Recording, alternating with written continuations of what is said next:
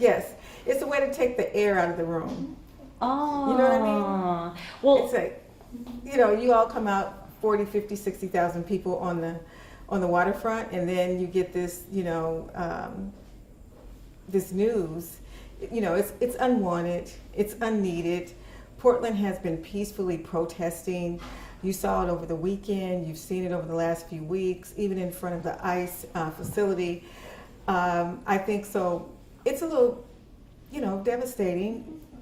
We didn't want this to come out, but we have 24 hours to respond, and our lawyers are ready, and we're going to respond to it. And hopefully we might be able to get a better, larger view of the appeals court judges with our new request, and they can actually go into a better detail of what's going on. But this is totally unwanted and not needed at this point. What do you say in response to the opinion that says Portland police have not done enough to prevent or prosecute violent protests? Well, the thing is, we're not here to be federal police. That is left up to ICE. And I think that our police have been doing a fine job of trying to keep the peace, trying to make sure that they have been, falling back, letting the federal folks go in and be responsible for the federal ICE building. But I think we've been doing what we needed to do. It's just unfortunate now that the president can use our Oregon National Guard to come in and try to protect them from what? There's nothing to protect from. You see dancing frogs and bears and people getting married downtown. I mean, is that the kind of rebellion that they're talking about in the opinion? I'd say they're protesting peacefully, happily, and matrimoniously. So, well, the opinion says, just to give the other side, yes. The opinion says that there's been attempted arson or actual arson. The opinion says that there's been an assault on federal officers, that there's been attempts to shut the whole thing down. What do you say in response to that? I say this is not 2020. Although people understand that 2020 was a different time, but we're a different place. We're a different community. We're a peaceful community. We want to make sure that people feel comfortable coming down to downtown Portland and over to the South Waterfront. I think that you can't make up things and expect people to not speak out on it, because I think a lot of what we've heard from the president has been kind of, untruth, and it's misleading, Anything else you'd like to add, Councilor? Well, what I'm really concerned about, I'm concerned that the federal government is shut down.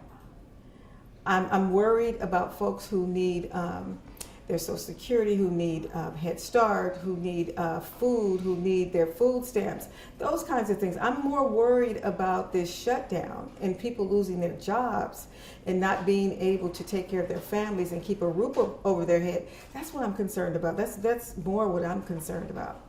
I appreciate that. And we're also doing that Yes. story today, the SNAP stuff, so we might use that. Okay. Thank you so much. Anything else you'd like to add? No, I just thank you for being on top of this and making sure that you're getting our voices, because we're hearing from our constituents and they are totally saying that this is unwanted, unneeded, and it's an unprecedented look that they would come here, and it's been very peaceful. So I'm happy that you're able to get that message out.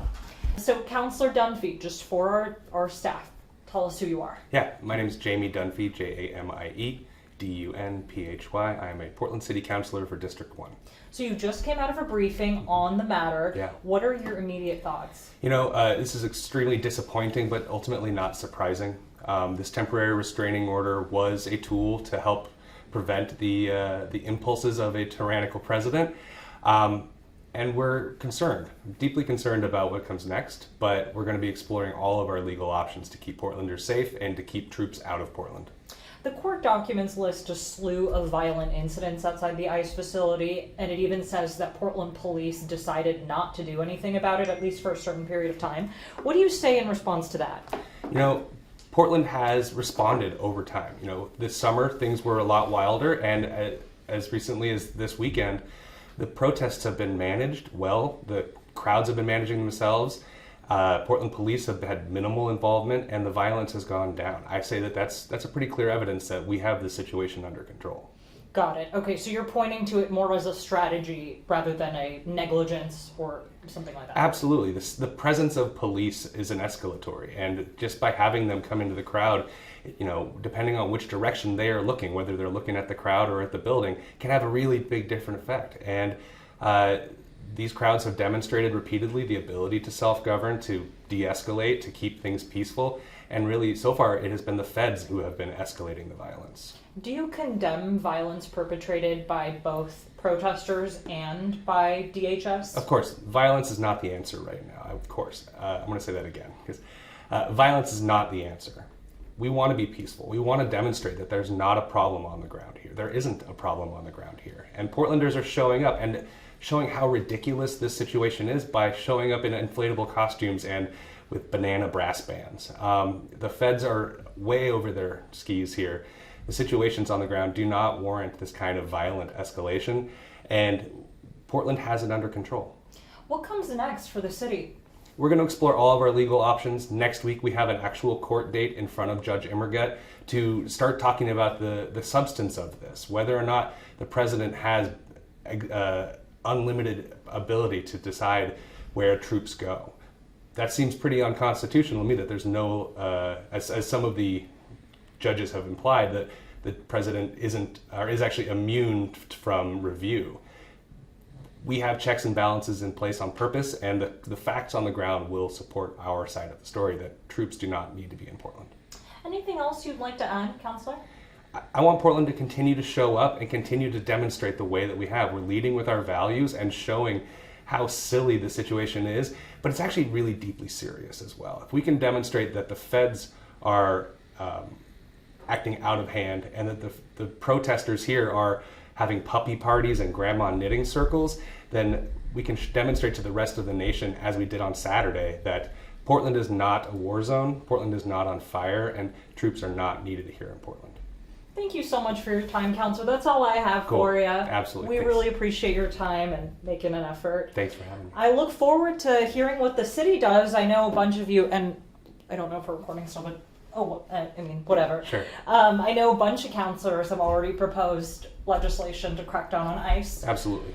So I expect to hear a lot on that. Yeah, that we're actively looking at, and I understand our partners at Multnomah County are also looking at things like the environmental impact of discriminate tear gas in the watershed. Whether or not we can have federal officers, we can mandate the federal officers have to uncover their faces or have to have identification on if they're doing law enforcement in our city. All those details need to get worked out, but Portland is actively looking at all of our legislative options as well as our judicial options right now. Well, thank you again. Thank you so Thank much, you.